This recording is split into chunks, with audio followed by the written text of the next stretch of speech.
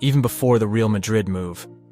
While our man was just 16, Hazard's academy coach, during his days in Lille, would call his mother for a meeting.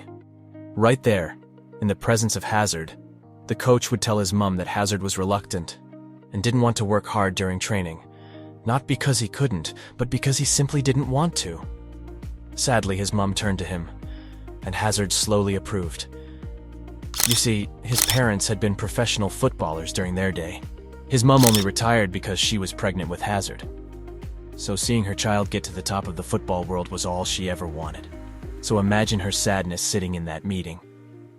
Anyways, the next year, Hazard would make his debut for the senior team, but his lack of commitment to training meant that the coach was not so keen on having him in the squad, but as fate would have it, a new coach was appointed, who placed more faith in Hazard's natural talent, and it paid off. Our man was sensational. He was of no doubt a very talented player. His close control, mesmerizing dribbling, and overall ability with the ball was just beautiful to watch. He literally dragged Lille to winning the French League and the French Cup in 2011, winning the Young Player of the Year twice, and the French Player of the Year twice, meaning in the 5 years he spent in Lille, he spent 4 years as the best player in 2 different categories. On the eve of his inevitable last game for Lille, he spent the whole night drinking and partying. Recipe for disaster, right? Well, our man would score a hat trick in just his first 30 minutes. He was that good. So, on to Chelsea. Now bear in mind, even though Chelsea had just won the Champions League, they were not really a top-class team. Finishing 12th the previous season shows you the level they were on as a football club. In Hazard's first season, however, he kinda kicked them back to life. Despite Chelsea crashing out of the Champions League, he led them to the Europa League trophy, and from there on he was unstoppable. Player after player. Hazard was on fire. Even though teammates and coaches were talking about his work ethic, it didn't matter. Once he got the ball, he left a trail to dead bodies. Despite the fact he wasn't always the team's highest goal scorer, it really didn't matter. As he would say himself, he never really cared about scoring the most amount of goals. He wasn't kidding. He also said he didn't understand the need to really train. All he needed was the ball on his feet. Anyways, fast forward a few years, and after a couple for brilliant performances, accompanied by a lot of personal accolades and praises, a move to a much bigger club was on the cards. In 2019, following the departure of a certain Portuguese player a year prior, Madrid were a mess.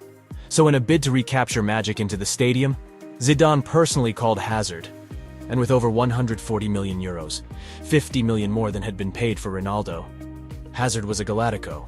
But, even upon his arrival, Hazard wasn't 100% fit, and worst of, he was overweight. But on to the season itself. Once again, Hazard's magic was unbelievable.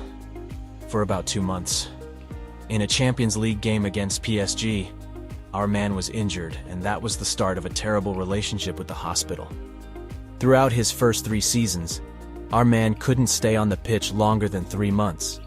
And when he did manage to get on the pitch, his performances were below expectations, which is actually normal for a player who has been out for months.